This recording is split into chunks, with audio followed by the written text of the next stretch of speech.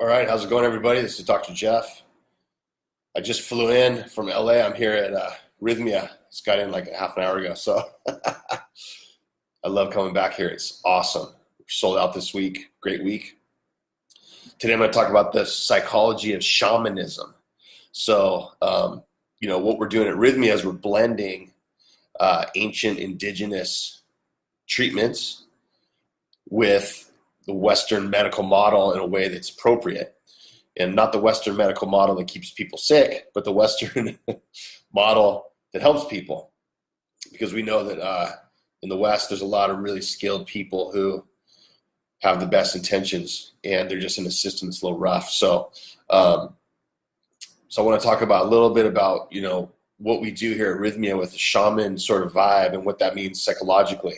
So the way I've seen it, in the last couple of years, I've been here since the beginning, there's different terminology for, healing practices. It doesn't matter if you're talking about psychology or medicine or shamanic work or healthy food with Meg, or if you're talking about holistic therapies, breath work, yoga, meditation.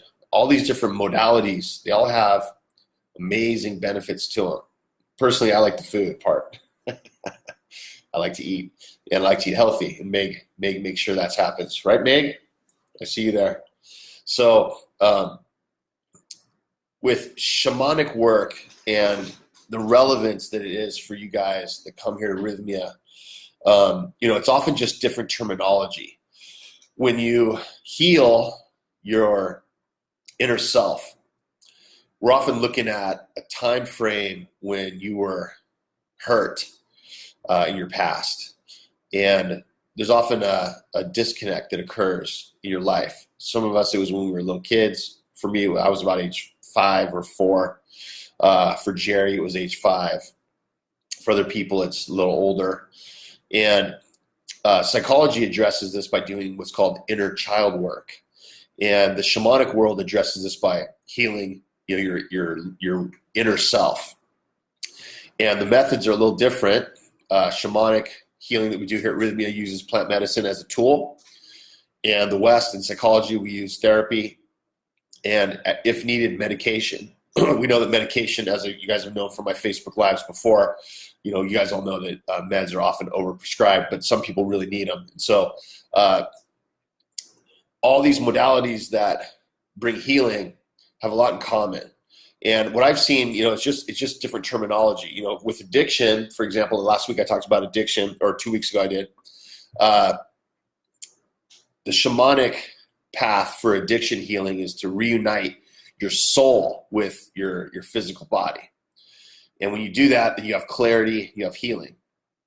And the beauty of the shamanic work is it happens really fast. It can happen in one session. With psychology, it can, if you're real lucky, it can happen quickly, but usually it doesn't take that long. Let's see, Gemma has a quick question. What do you do? What do you think about having a shaman in a ceremony to have just a facilitator? I believe that goes along great with this topic, Gemma. Is that how you doing? I hope you're doing good.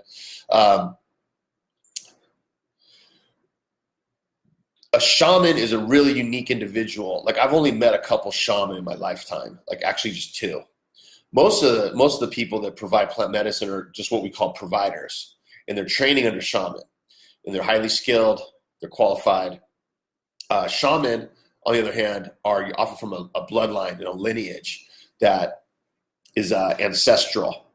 And we have a couple of those guys that we work with, and also women, and they're all very, very good at realizing for the guests what's happening for them, whether it's trauma or anxiety or depression and different things that people go through.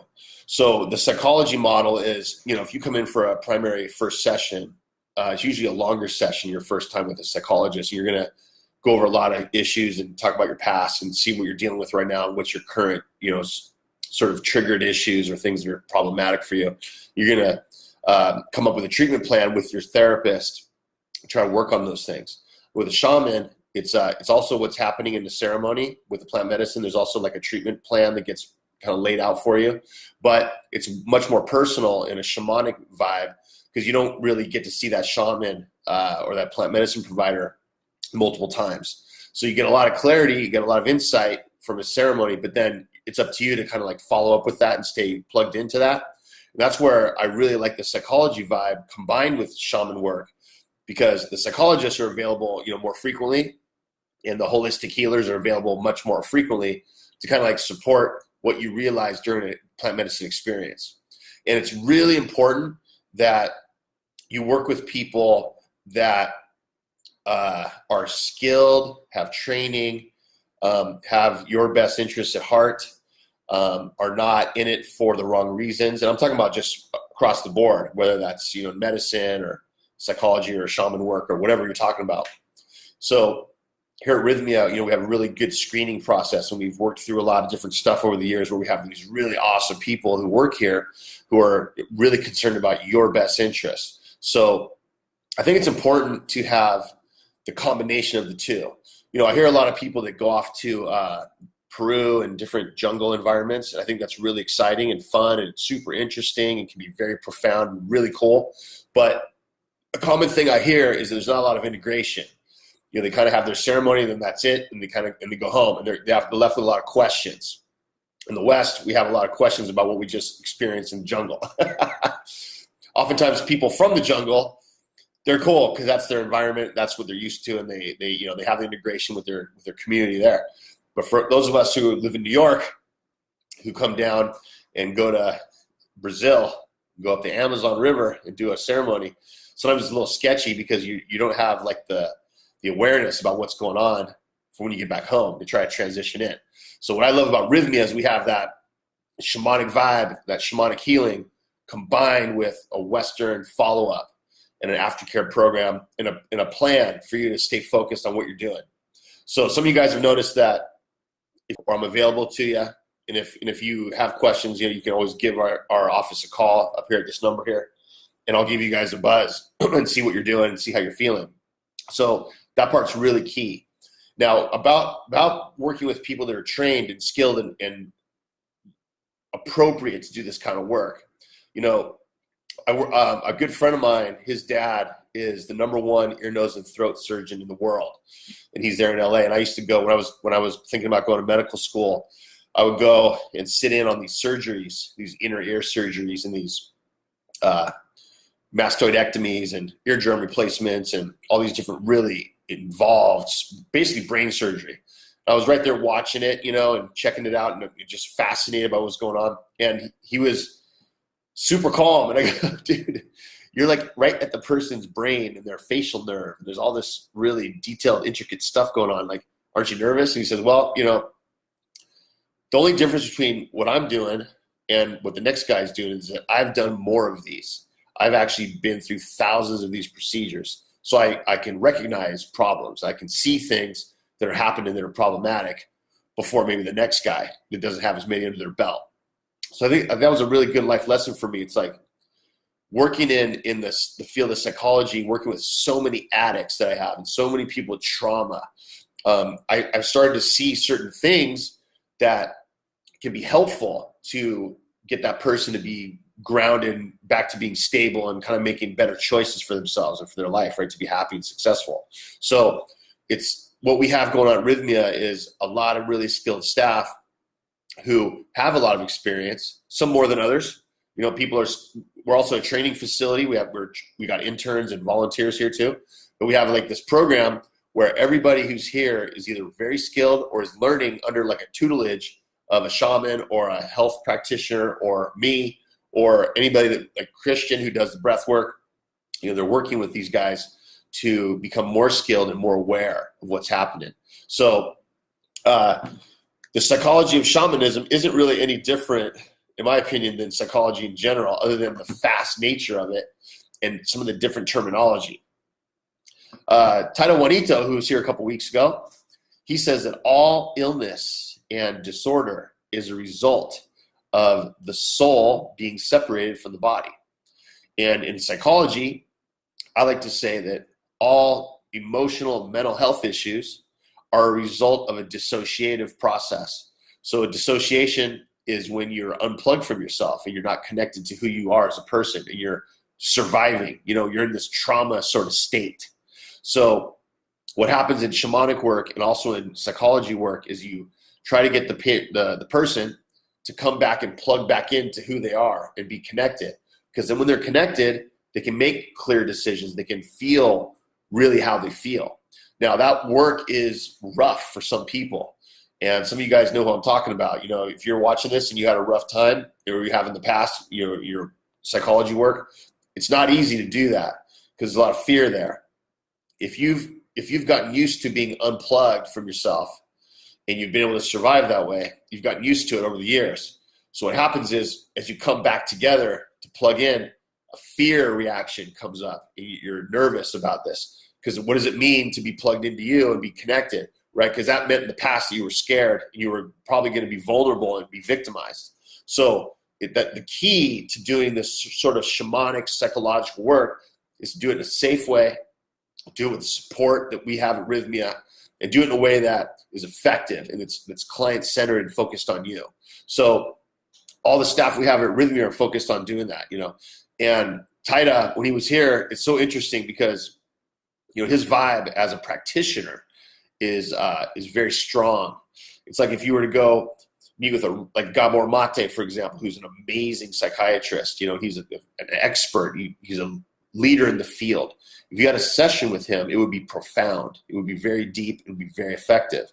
And the reason for that, aside from Gabor being Dr. Gabor Mate being very smart and very loving and caregiving guy, it's also because he's seen a lot of things. He's worked with thousands of people. So it's the same thing with these shamanic healers.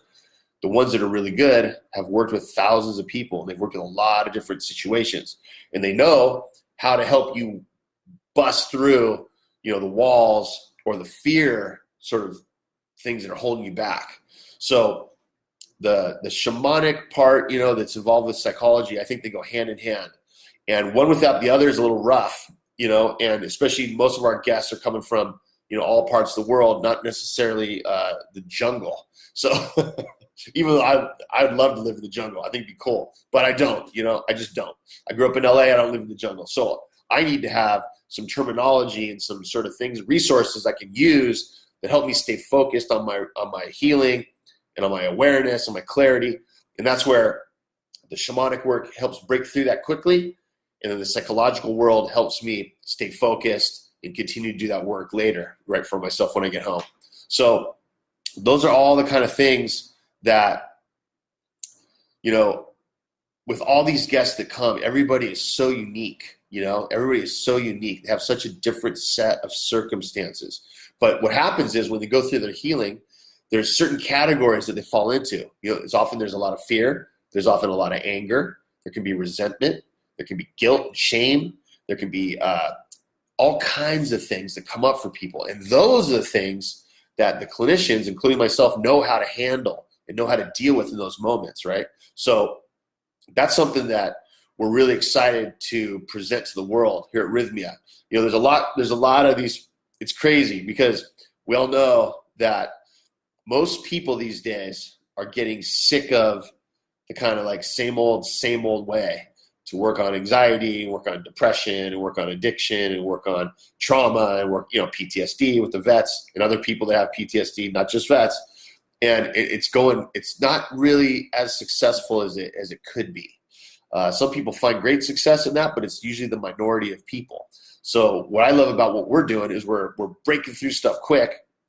Then we're providing a safe container to help you move forward in a positive manner. So if you guys have doubts about, I've never experienced a shamanic healing, I've never been involved in a plant medicine ceremony, you're in good hands, because when I do the intakes and our other medical team that's here, Fiona and Dr. Arturo, everybody else that's like working with the guests when they arrive, about 95% of our guests that come here on the weekend for their week-long stay have never done a plant medicine ceremony. So you're at the right place because we're set up for that. We're set up for people that have they're confused about what's going to happen or are unsure about it. So that's what I love about here. It's not a veteran plant medicine facility. Even though we do have people that have lots of ceremonies under their belt, most of what we're doing here caters to the first timer. So that's a good thing, because you can be confident showing up here that we're going to take care of you. We're going to hold your hand a bit. We're going to give you a lot of information before everything goes down. Right now we have 80 plus people up there this evening, going through a ceremony, and 95 or more % of them have never done it before. So everybody's sort of nervous and everybody's, excited, but the vibe is safety. And that's why everybody feels comfortable here. So blending those two components of healing, shamanic work and psychological work together are very cool. And I've had lots of conversations with our head shaman, Taito Juanito, and we see eye to eye on things. He has a different way of explaining it than I do, but it's the same general concept about what's going on for the healing of these guests. So I would invite you guys to come down and check this out. Look at our website. Look at our testimonials. It's super cool. And Gemma, again, says when she was in Peru, they didn't educate us about the medicine like Rythmia does. Yeah, which is true. They don't always have, the time. If you go to like a 2-day retreat in Peru, again, some are great, some do this, but some do train, but most of them don't. And when you go there, there's not a lot of like information given. It's just like, hey, come with me up this mountain. We're going to take a cool, beautiful hike through the jungle, and we're going to sit in this ceremony space. We're going to drink this medicine. It's going to help you. And don't worry, just trust it. And takes a lot of guts to do that. Like I don't know if I'd do it. Gemma, you're hardcore, Gemma. You're awesome. We love you. So we want you guys to come and experience this for yourself and see what this is all about, because this is a place where, I want my parents to come. They've been here. I want my family to come. They've been here. I want my friends and family, that have all, struggled with different things to come. They've come. Jerry's family's come here. His kids, they've all participated in this process. And it's a place that is comfortable for you, but it's also a place that's really deep and profound. You can get a lot of work done. And Michelle says, the best thing about Rythmia is feeling so safe. Many times I was scared and confused during the ceremony. There was always staff there to work me through it. Love you guys. Thanks, Michelle. It's true. We're here to help you guys and support you through this process. There's a lot of staff here. These staff are awesome. You guys all know they're great. And then Carmen says, a friend of mine did it and said the medicine is not for everyone. I agree. I completely agree with you, Carmen. There's other ways to get clarity. There's lots of other ways. Sometimes the medicine is not for everyone. What we see here are people that are medically cleared and appropriate to do the plant medicine, and it's good for them. But there are some people that it's not good for, and it's just they're not ready, or there's other approaches that resonate with them more. And I think that's totally okay and totally appropriate. See, I'm not somebody who says like there's one way to do something. That's just not me. I've learned in my healthcare career that is absurd to think there's one way for everything. There's multiple ways to get clarity and be plugged in and be happy and be who you need to be happy, right, and successful. Plant medicine is one of them. Therapy is another. Exercise is another. Healthy food's another. There's a lot of ways. So if you feel the calling, right, the plant medicine might be for you, I think it's good to come, and you should check this out. And if you're on meds, call our office here. Again, I'll give you the number. Call our office. Figure out what meds are contraindicated. We'll talk to your doctor if you sign a consent. We'll work that out. We'll help your doctor can give you a taper. There's lots of different ways to get prepared for this medicine here. So we're here to help you and support you, and we want nothing but success for you. We want you to have the best experience, and we want you to be happy and plugged into who you are. That's the way the world changes. We all know that, right? That's what's up, right? Change the world. You got to change yourself first, though. You can't change nothing if you're not changed, right? If you're not plugged into who you are as a person, good luck. The world is not changing, right? Unless you're plugged into yourself, you make changes for you. That's how things change. So thanks for watching, you guys. Hope this was helpful. See you guys next Monday. I love these because they're so cool. I see all these great comments, all these alumni and people that are maybe going to come. You guys are awesome. Thanks for shooting up a text here to me. And we'll see you guys soon. Pura vida from Costa Rica.